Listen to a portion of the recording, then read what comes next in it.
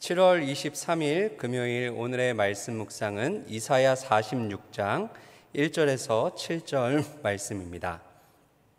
구약 성경 이사야 46장 1절에서 7절 말씀, 구약 1024페이지에 있습니다. 하나님 말씀 봉독해 드리겠습니다. 벨은 엎드러졌고 느보는 구부러졌도다. 그들의 우상들은 짐승과 가축에 실렸으니 너희가 떠매고 다니던 그것들이 피곤한 짐승의 무거운 짐이 되었도다. 그들은 구부러졌고 그들은 일제히 엎드러졌으므로 그 짐을 구하여 내지 못하고 자기들도 잡혀갔느니라. 야곱의 집이여, 이스라엘 집에 남은 모든 자여, 내게 들을지어다. 배에서 태어남으로부터 내게 안겼고 태에서 남으로부터 내게 업힌 너희여, 너희가 노년에 이르기까지 내가 그리하겠고 백발이 되기까지 내가 너희를 품을 것이라. 내가 지었은즉 내가 업을 것이요 내가 품고 구하여 내리라. 너희가 나를 누구에게 비기며 누구와 짝하며 누구와 비교하여 서로 같다 하겠느냐. 사람들이 주머니에서 금을 쏟아내며 은을 저울에 달아 도금장이에게 주고 그것으로 신을 만들게 하고 그것에게 엎드려 경배하며 그것을 들어 어깨에 메어다가 그의 처소에 두면 그것이 서 있고 거기에서 능히 움직이지 못하며 그에게 부르짖어도 능히 응답하지 못하며 고난에서 구하여 내리도 못하느니라. 아멘. 바벨론 제국은 포로들에게 창씨 계명, 이름을 바꾸도록 강요하였습니다. 바벨론으로 끌려간 다니엘과 세 친구도 예외는 아니었죠. 그래서 다니엘은 벨드사살로 이름을 바꾸게 됩니다. 여러분, 벨드사살의 뜻은 벨이 보호한다 라는 의미입니다. 여기 벨이라는 것은 바벨론 사람들이 신성시하며 섬겼던, 숭배했던 우상의 이름이죠. 벨이라는 우상입니다. 벨은 바벨론의 여러 우상 중에 최고의 우상으로 숭배를 받았습니다. 이러한 벨에게는 느보라는 아들이 있는데요, 다니엘의 세 친구 중에 아사랴, 이 아사랴가 아벤느고라고 이름을 바꾸게 됩니다. 느보의 종이라는 의미입니다. 또한 바벨론의 왕 느부갓네살도 이 느보신과 연관된 이름인 것이죠. 여러분, 그 당시 바벨론은 강력한 군사력을 가지고 고대 근동의 패권을 장악하였습니다. 모든 나라들을 정복하였고 포로들을 삼았던 것이죠. 이렇게 화려한 제국이었습니다. 그런데 이 바벨론 사람들이 어떤 것을 신으로 섬기고 있나요? 벨과 느보를 신으로 추앙하며 섬기고 있습니다. 다시 말하면 벨과 느보는 그 당시 여러 우상들 중에, 여러 나라 여러 사람들이 섬기는 여러 우상 중에 제일 잘 나가는 우상, 가장 인기 많은 우상이라 할 수 있는 것이죠. 이 벨과 느보를 잘 섬기면 바벨론 사람들처럼, 바벨론 제국처럼 승리할 수 있고 성공할 수 있고 잘 나갈 수 있다라는 그러한 신화가 그 당시 고대 근동의 여러 사람들 마음과 정신을 지배하고 있었던 것입니다. 바벨론이 벨을 잘 섬기고 느보를 잘 섬기더니 그렇게 힘이 세서 많은 나라를 정복했구나, 우리도 벨과 느보를 섬겨야 되겠다라는 생각에 점점 물들어 가는 것이죠. 그래서 벨드사살, 아벤느고, 느부갓네살 등과 같이 벨과 느보의 이름을 가져다가 사용하면서 종교심과 더불어 사람들 마음 가운데 있는 그 허영심, 성공하고 잘 나가고 싶은 그 허영심을 마구마구 부추겼던 것입니다. 그러나 여러분, 오늘 이사야 선지자는 분명하게 벨과 느보의 실체가 무엇인지를 밝히고 있습니다. 1절을 한번 보실까요? 벨은 엎드러졌고 느보는 구부러졌도다. 그들의 우상들은 짐승과 가축에게 실렸으니 너희가 떠매고 다니던 그것들이 피곤한 짐승의 무거운 짐이 되었도다. 여러분, 이사야는 벨과 느보의 무능력함을 풍자적으로 고발하고 있죠. 최고의 신으로 숭배받던 그 벨이 엎드러졌다, 느보는 구부러졌다. 여러분, 엎드려졌다 구부러졌다 이 두 단어는 전쟁에서 포로가 된 사람들이 그렇게 행했던 행동을 묘사하는 단어입니다. 그러니까 포로들이 머리를 숙이게 됩니다. 무릎을 꿇게 됩니다. 벨과 느보가 그러한 포로의 행위들을 하고 있다라고 풍자하는 것이죠. 최고의 신들이 스스로 움직이지도 못하여 피곤한 짐승의 무거운 짐이 되어서 실려가고 있다, 포로처럼 끌려가고 있다라고 말하고 있는 것입니다. 여러분, 우상뿐만이 아니죠. 벨과 느보만 엎드러지고 구부러진 것이 아니라 그 우상을 섬기던 바벨론 사람들 역시 포로로 잡혀가게 됩니다. 2절인데요. 그들은 구부러졌고 그들은 일제히 엎드려졌으므로 그 짐을 구하여 내지 못하고 자기들도 잡혀갔느니라. 여기 그들이다라고 하는 것은 바벨론 사람들을 의미합니다. 바벨론 사람들이 구부러졌고 그들은 일제히 엎드려졌다, 포로가 됐다는 상징적인 관용적인 표현입니다. 그리고 그 짐은, 짐이라고 했을 때 우상을 말하는 것이죠. 벨과 느보의 신상, 지금 가축과 동물에 의하여 무거운 짐처럼 실려가고 있는 그 짐, 자신들이 신이다라고 믿었던 그 짐을 구하여 내지도 못하고 있는 형국을 표현하고 있는 것이 바로 2절입니다. 여러분, 무언가를 숭배한다는 것, 어떤 것을 우리가 섬긴다는 것, 그것은 바로 그 숭배의 대상을 닮아가는 것입니다. 바벨론 사람들이 벨과 느보를 섬겼는데 이 벨과 느보는 무능한 우상에 불과하죠. 아무것도 할 수 없는 그런 우상에 불과합니다. 이 벨이 엎드러지고 느보가 구부러졌듯이 그것들을 숭배하던 바벨론 사람들도 구부러지고 일제히 엎드려져서 포로로 잡혀가게 된다는 것이죠. 누구에게 포로로 잡혀가게 됩니까? 바사왕 고레스입니다. 여러분, 벨과 느보와 같은 우상은 숭배자들을 구원하지도 보호하지도 지켜주지도 못했습니다. 아니, 오히려 오늘 이사야는 분명하게 말합니다. 그 우상들은 숭배자들에게 무거운 짐만 될 뿐이다. 가축과 짐승에 의해 운반되어지는 그 짐짝에 불과하다라고 고발을 합니다. 그러나 여러분, 우리가 믿고 섬기는, 우리가 경배하는 하나님은 어떤 분이십니까? 여러 우상과 비교할 수 없는 분이십니다. 우리 하나님은 자기 백성의 무거운 짐을 대신 져 주시는 참 좋으신 하나님 아버지이심을 이사야는 오늘 우리에게 가르쳐 주는 것이죠. 3절입니다. 야곱의 집이여, 이스라엘 집에 남은 모든 자여, 내게 들을지어다.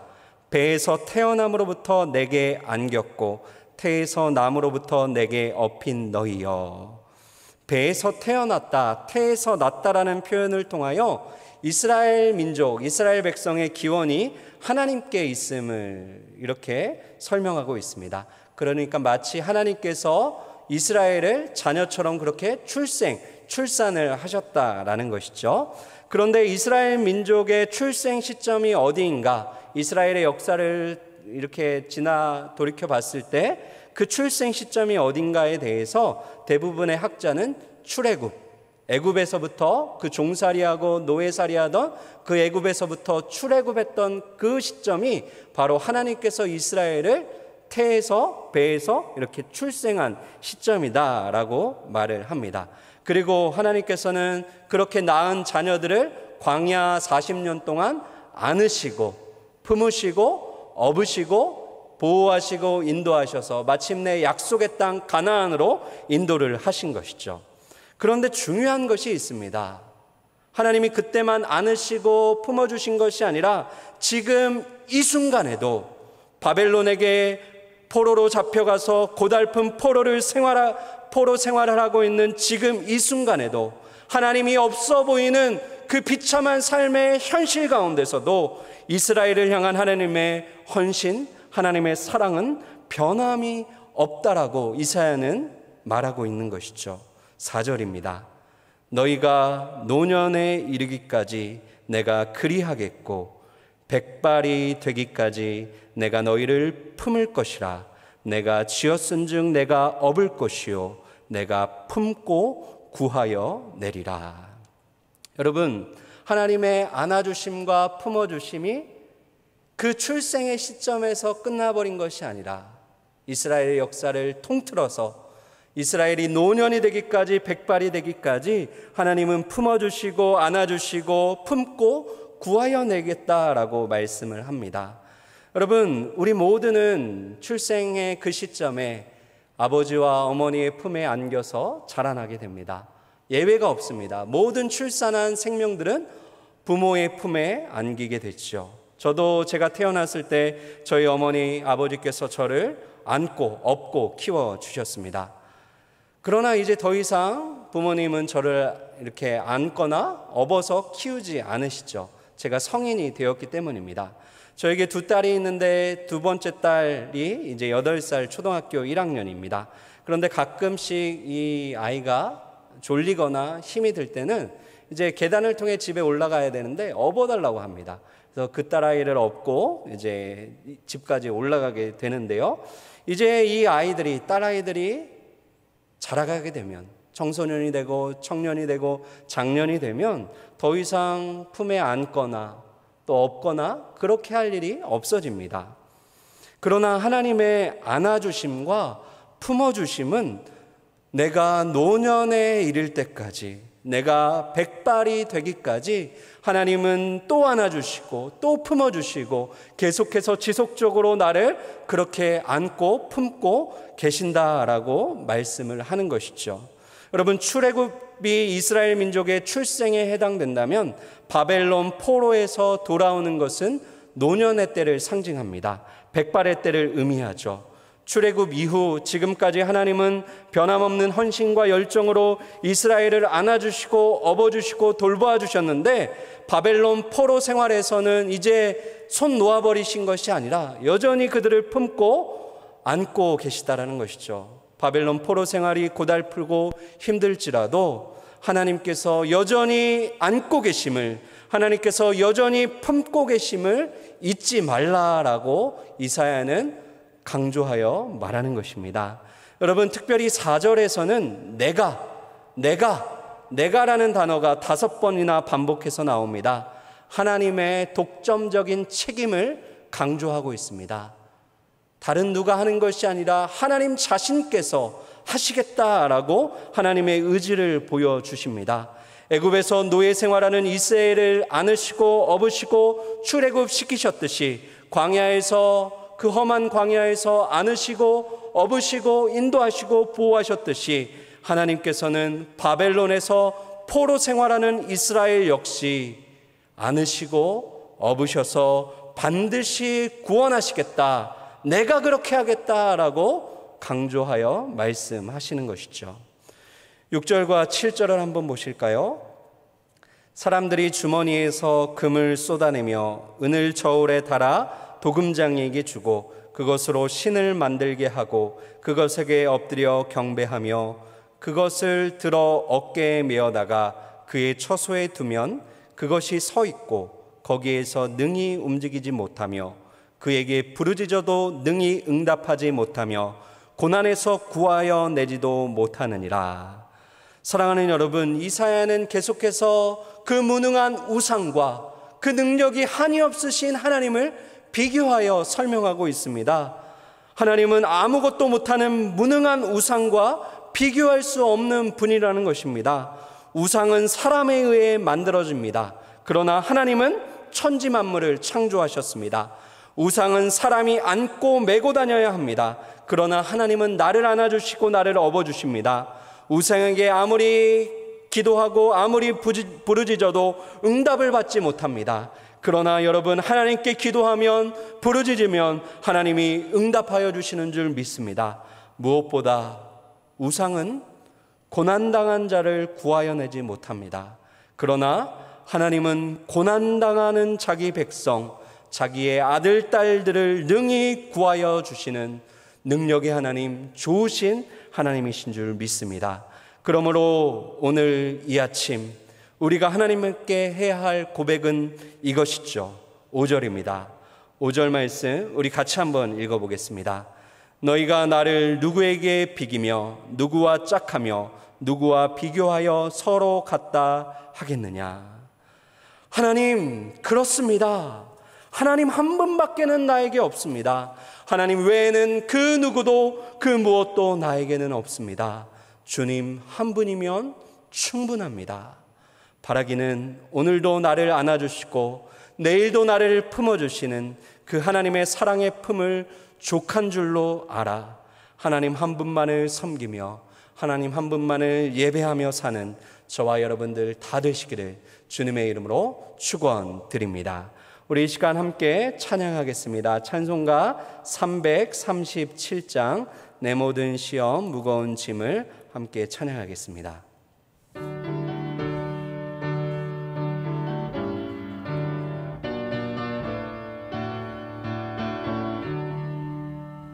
내 모든 시험 무거운 짐을 주 예수 앞에 아뢰이며 근심에 쌓인 날 돌아보사 내 근심 모두 맡으시네. 무거운 짐을 나 홀로 지고 견디다 못해 쓰러질 때 불쌍히 여겨 구원의 주리 은혜의 주님 오직 예수. 내 모든 괴로움 닥치는 환난 주 예수 앞에 아뢰이면 주께서 친히 날 구해주사 넓으신 사랑 베푸시네. 무거운 짐을 나 홀로 지고 견디다 못해 쓰러질 때 불쌍히 여겨 구원의 주리 은혜의 주님 오직 예수. 내 짐이 점점 무거워질 때 주 예수 앞에 아뢰이면 주께서 친히 날 구해주사 내 대신 짐을 져주시네. 무거운 짐을 나 홀로 지고 견디다 못해 쓰러질 때 불쌍히 여겨 구원의 주리 은혜의 주님 오직 예수. 마음에 쉬어 무서운 죄를 주 예수 앞에 아뢰이면 예수는 나의 능력이 되사 세상을 이길 힘 주시네. 무거운 짐을 나 홀로 지고 견디다 못해 쓰러질 때 불쌍히 여겨 구원의 주리 은혜의 주님 오직 예수. 기도하겠습니다. 살아계신 하나님 아버지, 오늘도 나를 그 사랑의 품으로 안아주시고 품어주셔서 감사합니다. 그러나 하나님의 그 넓고 따뜻한 품을 족한 줄로 여기지 못하고 하나님의 사랑만으로는 부족한 것처럼 다른 품을 찾아 헤매이는 우리를 불쌍히 여겨 주옵소서. 세상의 온갖 것들의 마음을 빼앗겨 있으면서도 그것이 벨과 느보와 같은 우상인 줄도 모른 채 세상의 것들을 손에 넣으면 내 삶이 더 행복할 것 같다는 착각 속에 살아가는 우리의 무지함과 완악함을 용서하여 주옵소서. 오늘은 세상에 있는 것들이 아니라 하나님 한 분만으로 만족하며 살기를 원합니다. 내일은 세상의 것들을 의지하며 사는 것이 아니라 하나님 한 분만을 의지하며 살기를 원합니다. 그리하여 나의 평생에 날마다 나의 짐을 대신 져주시는 그 하나님만을 섬기며 예배하며 찬양하며 살게 하여 주옵소서. 감사드리며 예수님의 이름으로 기도하옵나이다. 아멘. 우리 성도님들, 오늘 하루도 하나님의 그 사랑의 품에 안겨 안식과 평안을 누리시기를 주님의 이름으로 축복합니다. 예배를 마치겠습니다. 감사합니다.